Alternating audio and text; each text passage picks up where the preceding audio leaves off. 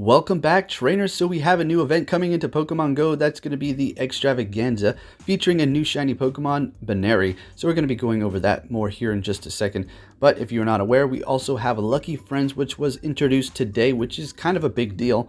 And it's going to have to be with a best friend. Any sort of interaction for that day will possibly maybe trigger a lucky friendship between you two, and the next trade that you do will be a guaranteed lucky. So make sure you make your choice wisely. And if you're still a little bit unclear as to how the lucky friendship is going to trigger, you're going to have some sort of interaction with them. Anything PvP, gym battles, raids, trade, anything like that would usually increase your friendship, and you may have the possibility of becoming lucky friends with them. Now, this can only occur once a day if it was to possibly occur. So say you have the interaction with your friend and you try to keep, say you open their gift after you've done a raid, and then you try to PvP to continuously try to trigger this lucky friendship.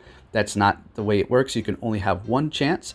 Once you see that blue ring around them, then it's over. You have to wait for the next day to give it another shot. So with that said, let's go ahead and hop into the information regarding this new event. Trainers, Pokemon Go Extravaganza is back, and it's time to hop to it, trainers. Pokemon like Pichu, Smoochums, Magby will be available in 2-kilometer eggs.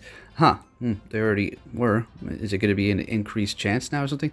Alright, so egg focus field research will be available to complete, okay? Every egg hatched during the event will also include bonus candy to help you power up your newly hatched Pokemon. Buneary is joining the festival, yep. And if you're lucky, you may encounter a shiny form of this rabbit Pokemon, okay. I call it something else, but we'll keep it PG. Alright, so the times are going to be from April 16th, 1 p.m. PDT to April 23rd, 1 p.m. PDT. So there you go. Very nice. Features, Pokemon like Pichu, Smoochums, and Magby will be in 2-kilometer eggs. So I'm guessing increased chances. All right. So if you're lucky, you may encounter a shiny Buneary. So how are we going to be able to encounter that in the wild? Probably, obviously. Are we going to be able to get those through eggs shiny as well? Well, once they do release it within Pokemon Go, you can pretty much get it wherever they're coming from in their shiny variants if you're lucky enough. You may find different Pokemon hatching from eggs than before, so something else to take note of. And also, I went over this 2 videos back because when I was grinding out last night looking for shiny Scyther, right, catching every other shiny but it, I did hatch a Trapinch from a 5-kilometer egg, so they did move those, so take note of that as well.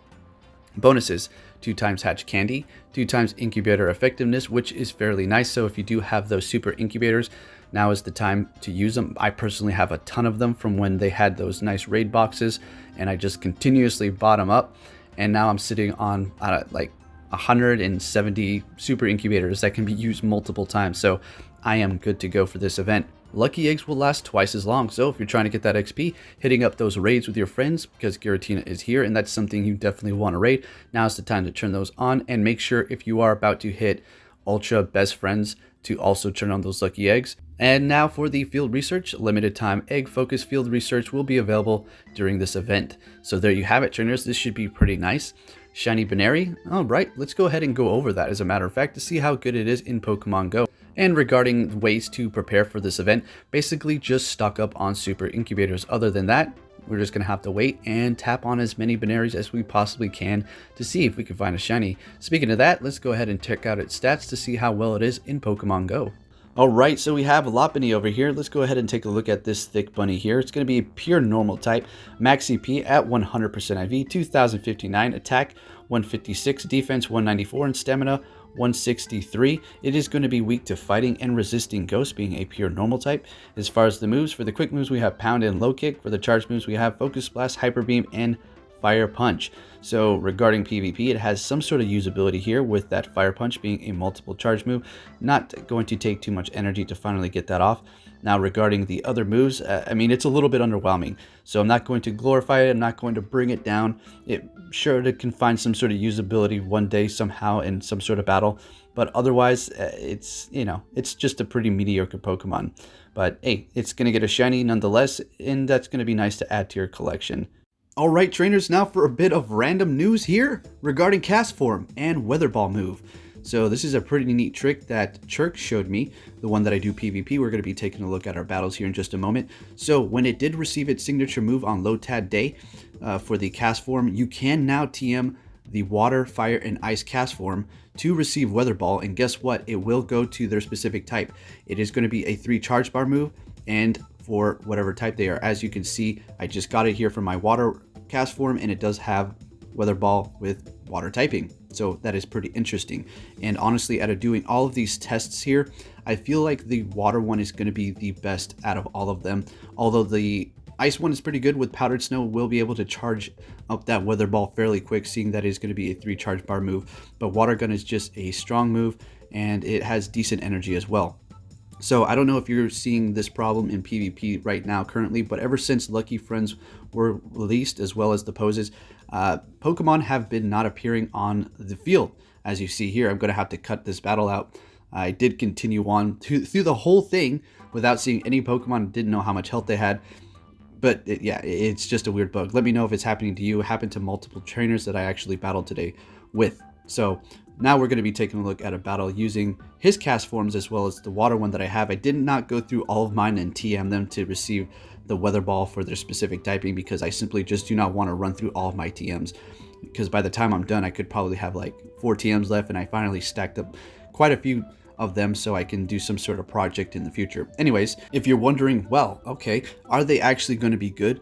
I'm going to have to say yes, especially the water and the ice one. Like I went over, powdered snow has amazing energy gain when it comes down to PvP, and being a 3 charge bar move with very low energy cost to finally get it off, you will be able to spam it at a decent rate. As far as the water one with water gun, you also have a decent amount of energy, but water gun is just so strong, and when you're able to finally get off that 3 charge bar move, it's not going to take too much energy, and you're going to be able to spam your opponent. Alrighty, now taking a look at cast form here, the stats are going to stay the same, fluctuating between the other types. You do have fire, ice, as well as water. So it will have a max CP of 1632, attack 139, defense 139, and stamina 172. So it can show some pretty good potential in the Great League, seeing that it's almost going to be at its peak potential. Alright, it's not going to be super great, but it will be doing a decent amount of damage. So something to take note of. You may want to give it a test, and let me tell you this right now, don't waste a whole bunch of TMs trying to go through all of your cast form different types to try to get that specific Weather Ball. Although if that's something you want to do, hey, feel free to go ahead and do it. It's just not going to be guaranteed, and it has a few different moves in there, so it might bounce back between quite a few of them before you actually get that. So just take note of that. Alright, so regarding the Extravaganza event, this may be your opportunity to finally hatch one of those baby Pokemon shinies that you've been wanting so badly. Personally, for me, I hatched the Cleffa. I do not have a shiny Magby or Elekid yet, but probably after this event, more than likely I will, seeing that we're going to have the distance cut from the kilometers. So right now in the Super Incubator, the 2 kilometers are sitting at 1.3. So that is going to be even shorter when the time comes for this event, because of the distance has been reduced. So this is pretty nice, as well as the other kilometer eggs. I'm not too sure if 5 kilometers and 10 kilometers are still going to be dropping from the Pokestops. I would assume it's going to be, like they said, an increase of 2 kilometer eggs. So we'll just have to wait and see. So if you can get yourself a hold of 10 kilometer eggs, you should definitely incubate those right when the event starts, because you'll be able to hatch them really fast, as well as get more candies for those possibly rare Pokemon in there. So fingers crossed that you hatch a Riolu. So there you go, trainers, and you don't have to worry about the Trapinch anymore coming out at 10 kilometers. So thank goodness for that. So it's going to be the time to get that Stardust as well.